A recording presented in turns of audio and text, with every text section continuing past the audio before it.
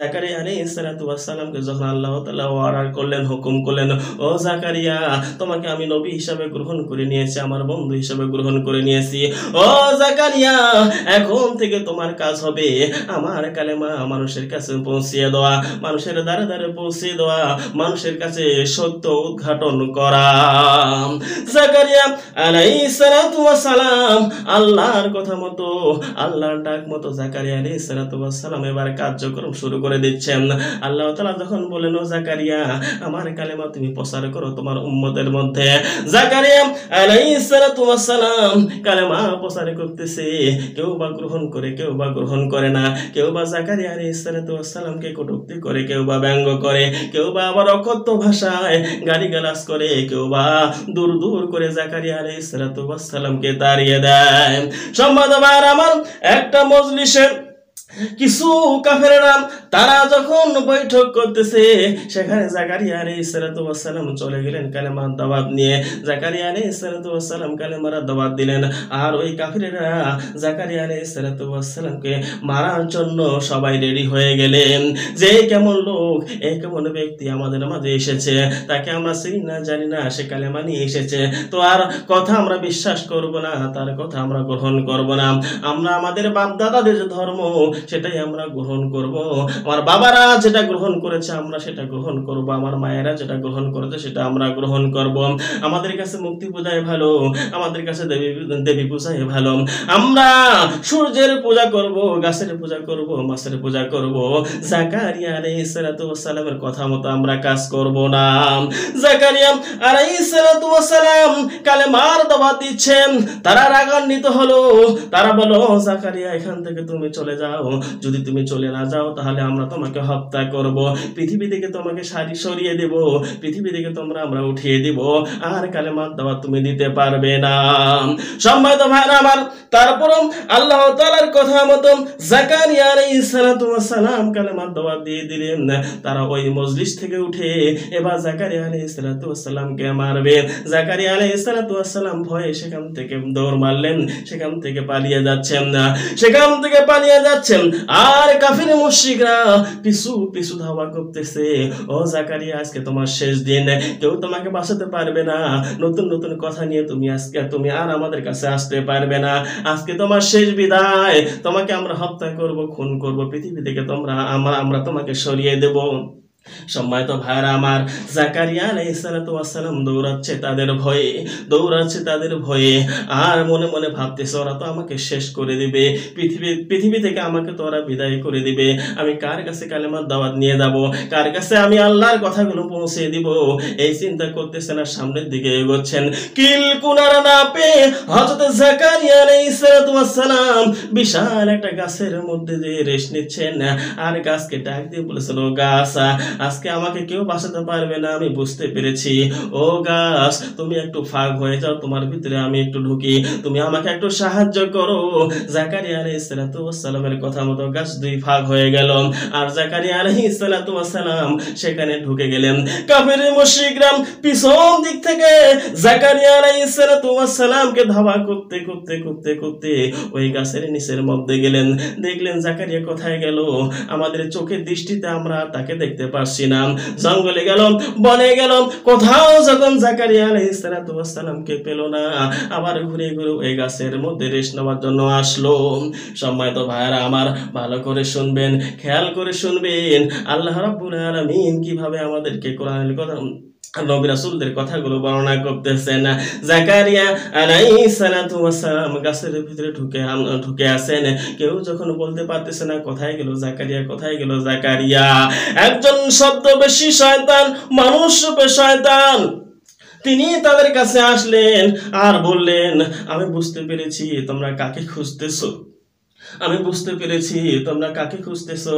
তারা বলল, আমরা এমন একজন ব্যক্তিকে খুঁজতেছি, তিনি নিত্য নতুন কথা নিয়ে আমাদের মাঝে আসেন, আমরা বিশ্বাস করি না, প্রতিনিয়ত আসেন, আমরা বিশ্বাস করি না, তবে আজকে আমরা সিদ্ধান্ত নিয়েছি তাকে আমরা খুন করব, হত্যা করব।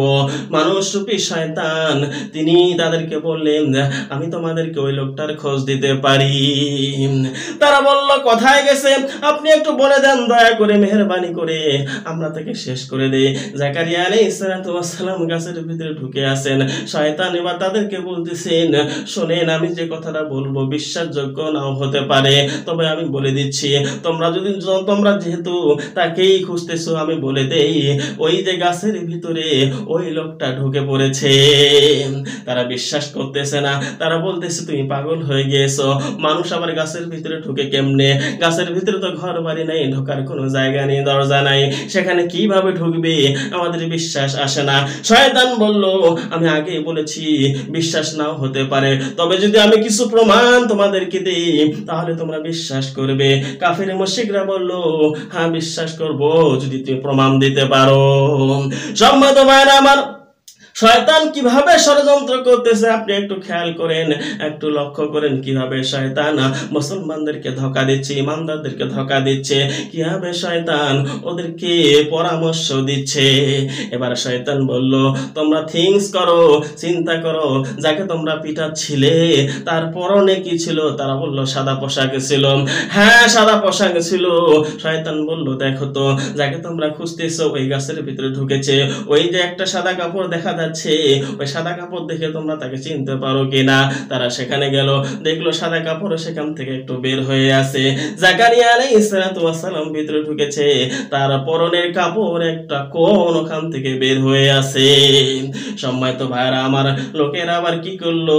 করাত নিয়ে আসলো, গাছটাকে ফাড়াবে, ওখান থেকে জাকারিয়া আলাইহিস সালামকে বের করবে আর তাকে হত্যা করে ফেলবে। তারা তখন করাত নিয়ে আসলো, করাত দিয়ে যখন গাছটাকে চেরা শুরু করে দিল, চিত্তে করাতটা যখন জাকারিয়া আলাইহিস সালামের মাথার উপরে ভাগে আসলো, জাকারিয়া আলাইহিস সালাম আল্লাহকে ডাকতে বলেছে, রব্বুল আলামিন আমি কি বাঁচতে পারবো না, আমি কি আর কালেমার দাওয়াত দিতে পারবো না, তুমি আমাকে সাহায্য করো।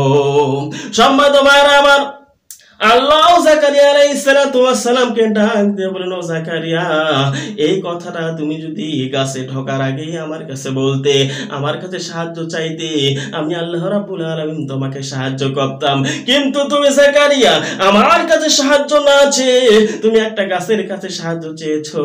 এই গাছ তোমাকে পারে না বাঁচাতে, পারে না তোমাকে মারতে, এই গাছ তোমাকে বাঁচাতেও পারবে না, এই গাছ তোমাকে মারতেও পারবে না, এখন কেন আমার কাছে সাহায্য চাচ্ছ?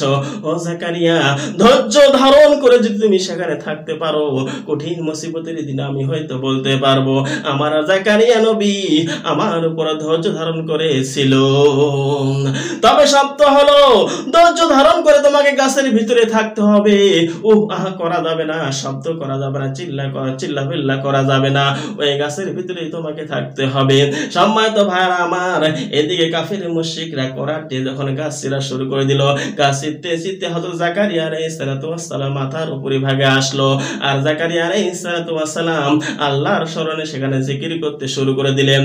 আল্লাহ তো জানিয়ে দিয়েছিলেন ধৈর্য ধারণ করে তোমাকে সেখানে থাকতে হবে, যেন আমি কঠিন মুসিবতের দিনে বলতে পারি আমার একজন ধৈর্যকারী নবী ছিল, তার নাম হচ্ছে হযরত জাকারিয়া আলাইহিস সালাম। সম্মানিত ভাইরা আমার, জাকারিয়া আলাইহিস সালাম ধৈর্য ধারণ করে তাসবিহ পড়তেছে, আল্লাহর নামে জিকির করতেছে। এদিকে কাফের মুশরিকরা করাত দিয়ে হযরত জাকারিয়া আলাইহিস সালামকে দ্বিখণ্ডিত করে দিয়েছে। গাছটাও দ্বিখণ্ডিত হয়ে গেল। হযরত জাকারিয়া আলাইহিস সালামের চেহারা মোবারক দ্বিখণ্ডিত হয়ে গেল। ওখান থেকে যখন বের হয়ে আসলো, তারা তখন দেখলো যে জাকারিয়া আলাইহিস সালামের দেহ মোবারক দ্বিখণ্ডিত হয়ে গিয়েছে, সে তো আর পৃথিবীর জমিনের মধ্যে বেঁচে নাই। ওখান থেকে কাফের মুশরিকরা চলে গেল। ইয়াহইয়া আলাইহিস সালাম হযরত জাকারিয়া আলাইহিস সালামের সন্তান ছিল হযরত ইয়াহইয়া আলাইহিস সালাম। তিনি আসলেন, তিনি দেখতে পেলেন হায় রে কাফের মুশরিকরা, আমার বাবার কি দোষ ছিল? সত্য প্রচার করার জন্য আমার বাবা দিনরাত পরিশ্রম করে সত্য প্রচার করার জন্য আমার বাবা বাড়ি ছেড়েছে, আমার বাবা তার স্ত্রীকে ছেড়েছে, আমার বাবা সন্তানদেরকে ছেড়ে দিনের কাজের জন্য আমার বাবা মশগুল ছিল।